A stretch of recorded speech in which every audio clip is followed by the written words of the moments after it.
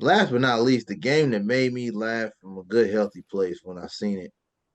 The Philadelphia Eagles, who were 11-7, mind you, 11-7. They went from 10-1 to one and done. 9-32 against the Buccaneers without Tom Brady. Your thoughts, Tom? It was already a sinking ship. It was a what? It was already sinking. So all Tampa Bay had to do was blow it up, which Fire the didn't look like it was torpedo. that hard. Huh? Huh? I said fire the torpedo. Yeah, that's basically what they did. They just had to like burn it or sink it all the way down. It wasn't fully down. It wasn't fully the Titanic yet. What happened, man? What happened? I don't know what happened the last 2 months. I don't know if it was just this game. I think it was the last 2 months. They lost their spirit, I'm assuming. I'm gonna tell you what I told Uncle Jay. I said, And I got another reason. "Oh, what you got?" I got two reasons really. No, go ahead. Jalen Because Hurts was hurt.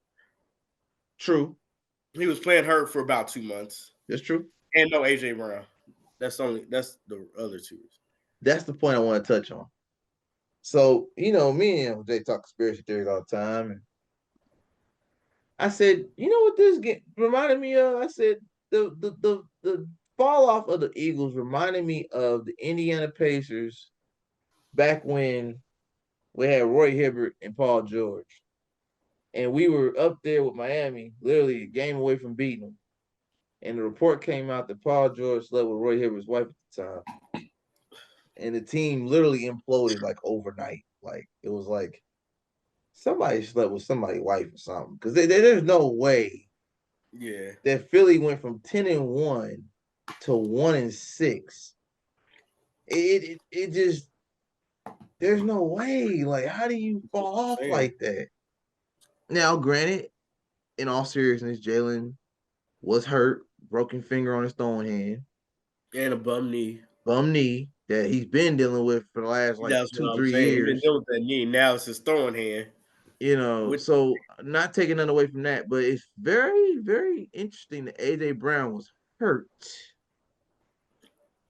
I put that in air quotes, hurt, and said I'm not playing in the playoffs when they needed him the most. I'm gonna just leave that there though. I'm gonna leave that there. So I don't know what the beef, and then I remember Jalen and AJ got into it like a couple weeks before the playoffs. So I'm like, I mean, it's usually is it stuff you can figure out is though. there something beyond football going on in Philly in that locker room? Is my AJ question. Brown not going nowhere. No, I ain't say he was, but Him or Jalen Hurts not going. They probably need to. They probably just. And sometimes in game, yeah, in the heat of the moment, you might cuss him out. sure, yeah, sure. But you don't That's lose to probably what Baker I know what he Mayfield. doing. I mean, I'm not saying that Tampa Bay's the better team, but they was a better team that day. Oh, Baker looked like Brady out there. Right, that's what I'm saying. I mean, 22 36, 337, three touchdowns, no picks. Where Hurts gave you 250 off 25 35 with a touchdown. I mean, the numbers are here, and Baker just looked like the man that day. I mean, defense couldn't do nothing with him. Because you can't tell me a 9-8 team that was up and down all year. That lost to the Saints when they shouldn't have, but That's what I'm saying. but Baker was hurt. People keep forgetting Baker's playing on broken ribs, and he's done this before in Cleveland where he was injured. And we said it. We said Baker going to put on the extra padding and just go out there and give it all he got. And somehow, Yeah. some way, he manages to perform the best when he's banged up. I don't know what that is, but he's a different animal when he's hurt. Everybody can't do that. So I was happy to see it though. I was like, the Bucs at least get some respect. Now they might not win this next round, but at least they got that one out the way. They won. Um, did we touch on the Raiders yet on the air, or was that off air? I think it was all fair. I think it was too. So before we get into the divisional round, I want to give a shout out to head coach of the Las Vegas Raiders. Well, he's the interim, but they're working on getting that title removed and finalizing the paperwork to make him the official head coach next season. Antonio Pierce of the Las Vegas Raiders. Your thoughts, Tom? well deserved,